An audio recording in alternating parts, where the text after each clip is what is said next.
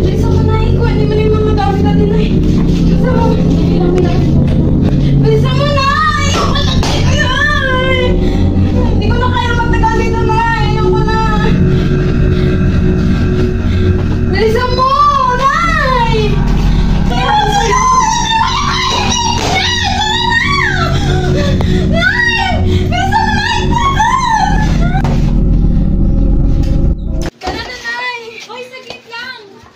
Ay! Pasensya na po, Aling Laura. Hindi na po namin kayong tumira dito. Aalis na po kami. Ano ba nangyayari? Bumalik kayo dito! Hindi, aalis na po kami. Hindi niyo kami napipilit pa! Dito mo na kayo! Aalis na po kami! Wag!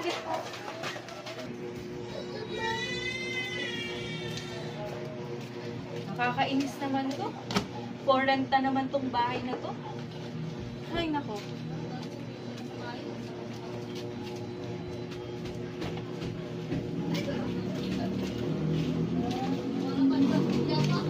O ito, for rent.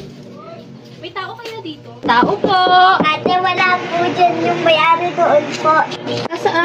Nanay! Ay, nanay! Oh, bakit? Nanay, may nagkahanap po sa inyo sa renta. Sige, pupuntahan ko na lang yun. Manang, pinapaupahan niyo po ba itong bahay na to? Yes po, nakalagay naman po for rent, diba? Magkano naman po ang upa niyo?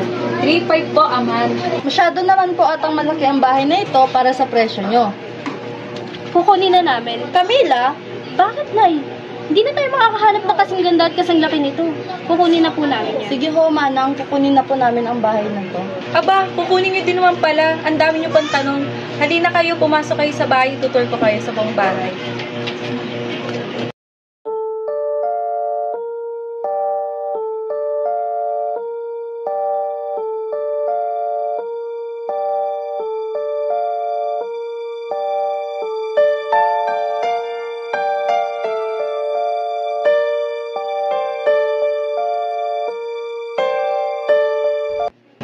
Hoy! Ano tinitingin mo dyan? Wala po, ate. Pumasok ka na nga dito. Kung ano na naman nakikita mo, kakainis ka lang. Sige po.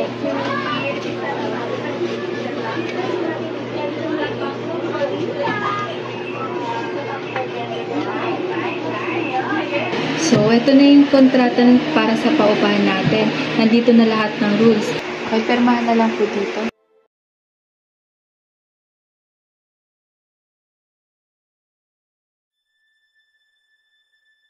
Maganda. Gusto ko tong kwarto.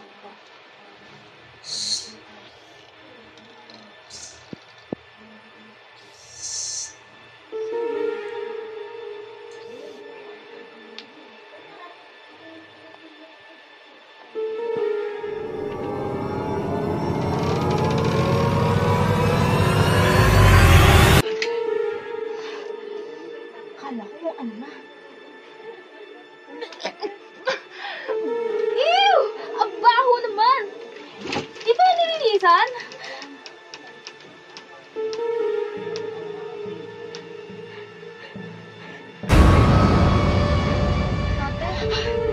My God, Carmela! Bakit ka ba nagugulat? Ano ba kailangan mo? Wala naman, parang may nakita lang akong umakyat dito. You and your imagination. Dun ka na nga! Kakairita ka talaga.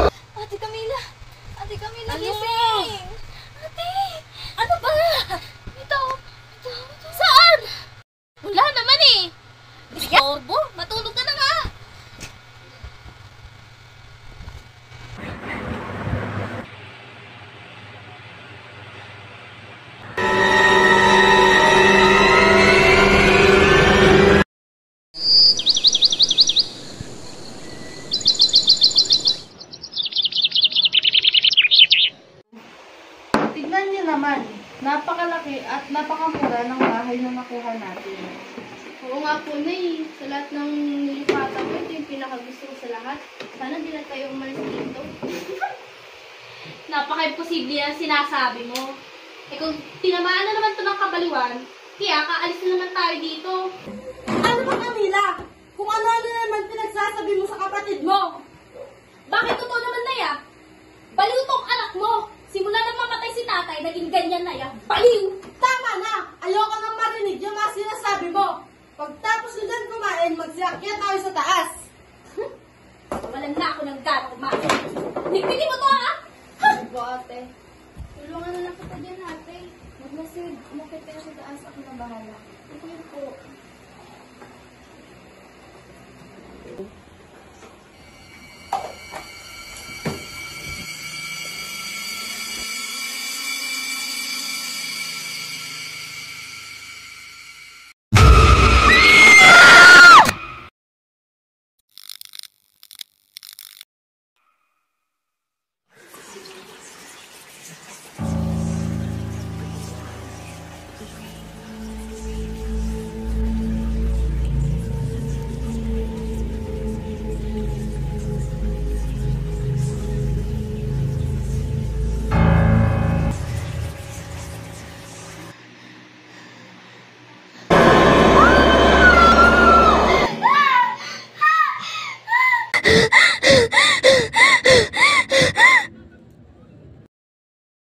Ano ba sinisigaw-sigaw mo dyan, ha, Carmela? Pinagpakita sa akin, ate! Ayoko na dito! Umalis na tayo dito! Hoy! Manahimik ka! Baka marinig ka na naman ni nanay. Ate, ayoko na dito! Umalis na tayo dito! Ano ba? Pag nalaman na naman ni nanay na may nakikita ka na naman, aalis na naman tayo dito. Hoy! Ayoko na dito, ate! Ano ba? Ayoko na umalis, ha? Hoy, manahimik ka! Naiintindihan mo ba? Opo, ate! Pes ka talaga. Laban mo nga yan! Shit!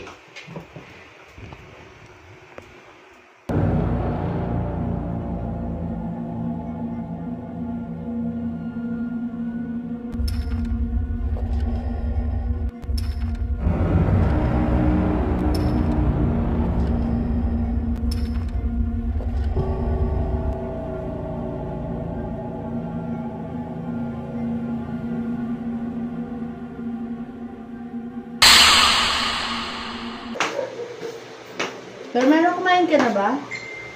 Carmela, ano ba? Ano ba? Ano bang nangyari sa batang yan?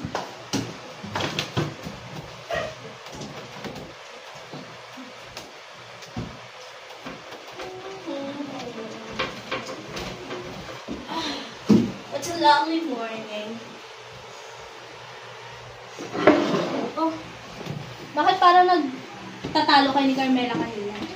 Camila, anak, wala ka bang napapansin sa kapatid mo? Pinagpakita sa akin, ate! Ayoko na dito! Umalis na tayo dito! Hoy! Manahimik ka! Baka marinig ka na naman ni nanay. Hoy, manahimik ka! Naiintindihan mo ba? Opo, ate! Pes ka talaga. Wala naman, Nay. Bakit? Ano meron? May nagbago sa kanya. At kung kakausapin mo siya, ay lagi siyang nakasinghal. Alam mo ba, anak, nung nakikita ko si Carmela, na umiikot-ikot siya dito sa bahay natin, ng bandang alas 3 ng madaling araw. At minsan, nakikita ko siyang nakatayo sa paanan mo habang nakatitig sa'yo. Uy, Nay! Ikaw ang manakot ng ganyan? Anak, hindi ko to sinasabi para takutin ka. Gusto kong tulungan mo ako dahil sa palagay ko ay bumabalik na si Carmela sa dati. Kapag may nasabi siya sa'yo, sabihin mo sa akin agad. Naiintindihan mo ba, anak? Sige po.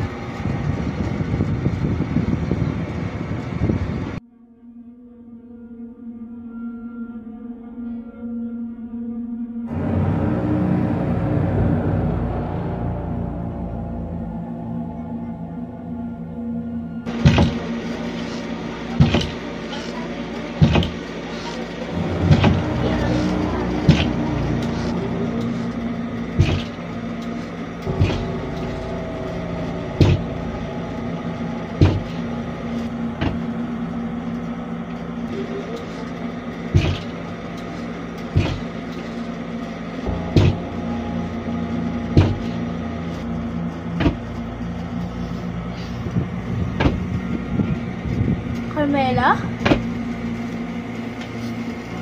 Anong ginagawa mo?